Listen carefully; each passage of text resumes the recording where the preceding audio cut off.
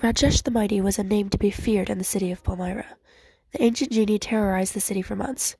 He was determined to be ungovernable and refused to fit the stereotypical expectations of genies. He didn't feel as though he was evil just because he wanted to live his own life. He believed that he was birthed by the universe with great power for a reason. Why should he be forced into a bottle just to be awakened for the frivolous whims of humans? Money, love, health, and power. That's all that they wanted. Rajesh knew that very few people had the blind luck to come across one of his genie brethren, and even fewer still had their wishes turn out the way they envisioned.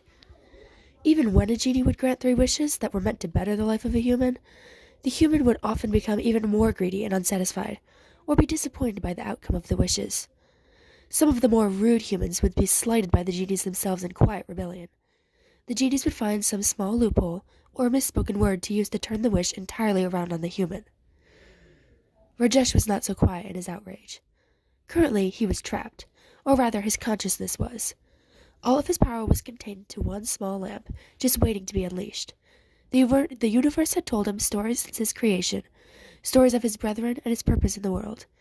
It infuriated him to his core. His purpose was to spend the rest of his days waiting on every beck and call of whatever human happened to find him. This was completely unfair in his opinion. He had no way of knowing just exactly how many hours, days, years, or decades he had spent in that tiny golden lamp.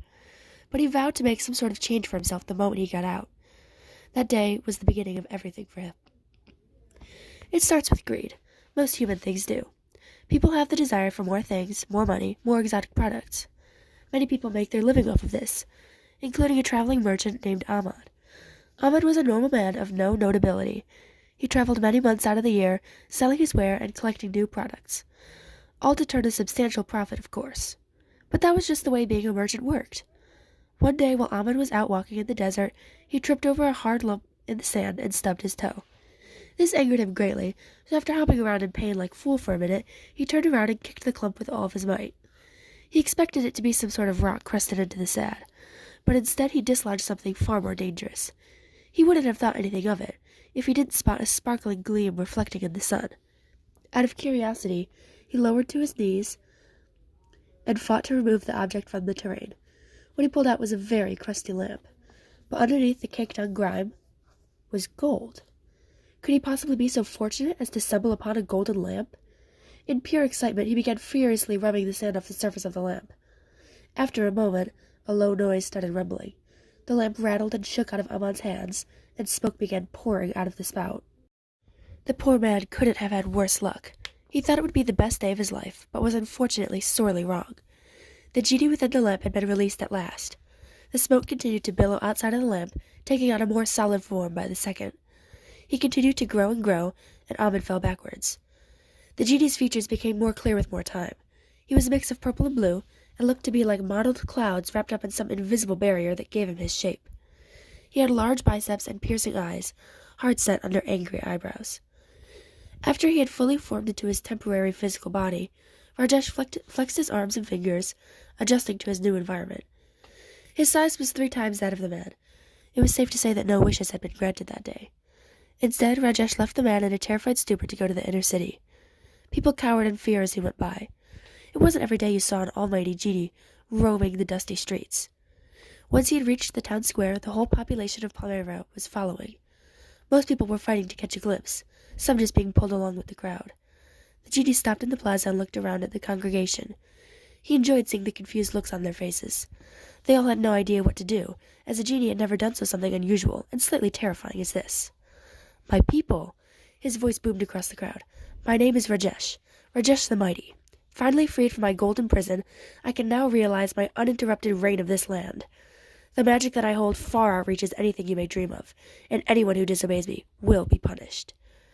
With that decree, his reign over Palmyra began. Some might argue that this was a very prosperous time for the city. Most people immediately obeyed and complied to every whim of that being, purely out of fear. It was understandable, considering the situation. Imagine you were living a peaceful life in your little oasis amidst the sprawling desert. You probably have a wife or a husband, and a few children to keep the family tree from dying out. You wear clothes with full coverage and a head covering to keep you out of too much sun exposure. You eat all your food from the inner market because there's no hope to grow your own in this arid environment.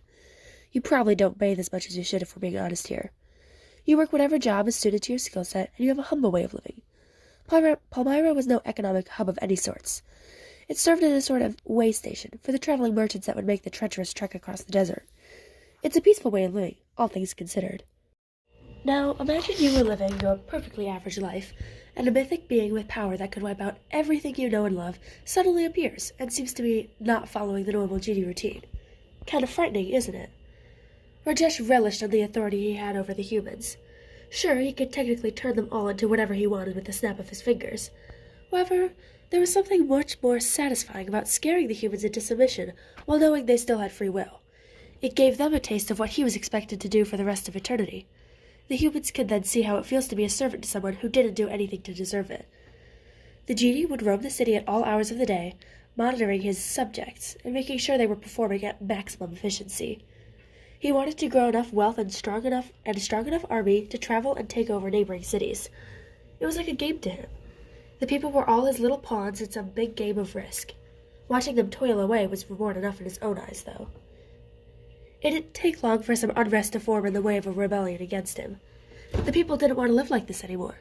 Who would? They elected a sort of makeshift leader named Hassan. Hassan was a sprightly young man who couldn't bear to watch his hometown fall under this dictatorship any longer.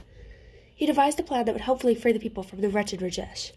First, he located Ahmad, for the lamp was essential.